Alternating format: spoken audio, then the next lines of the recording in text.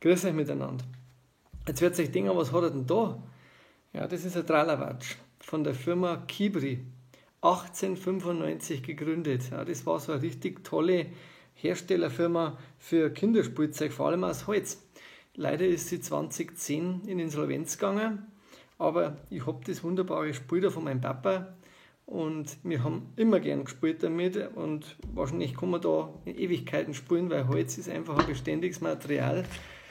Aber wie ist mein Papa zu dem Spiel gekommen?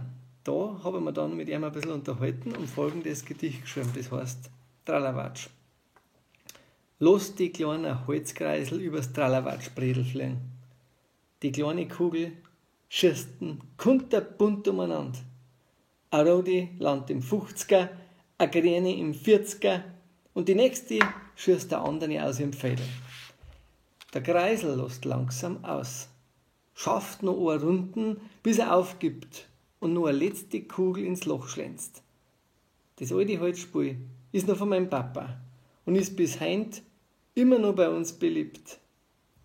Er hat damals von der Zimmermann-Res aus Minge geschenkt gekriegt und sie hat dafür Schmalz und Ohr mitgenommen. Jeder hat den anderen unterstützt in der Nachkriegszeit und keiner hat sich über den anderen aufgemandelt. Es war ein Miteinander.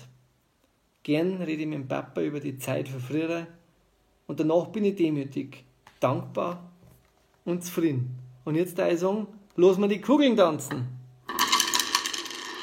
Ha, da ist wirklich ein Rodi im 40er drin, gell? Auch gut. Da kommt ich weiter. Den kann man noch mal raus, glaube ich sagen. Ja, 15er. Wunderbar. Oh. Komm, geh noch einer rein. Geh weiter. Oh, fast der 10er. Jetzt lässt er schon Schicht da raus, gell? Der Kreisel vom Tralawatsch. Hab schon besser nicht unten gespielt, aber es ist wieder eine wunderbare Kindheitserinnerung. Schaut doch einmal auf wolfgang-hofer.de. Da gibt es viel über meine Bücher, Trappbohnen, Herzwärts, wie es alle heißen. Und ich darf mich freuen, wenn ihr euch einmal eins bestellt. Und auf jeden Kommentar und auf ein Abo im Kanal freue ich mich auch. Pfiat euch, servus, macht's es gut.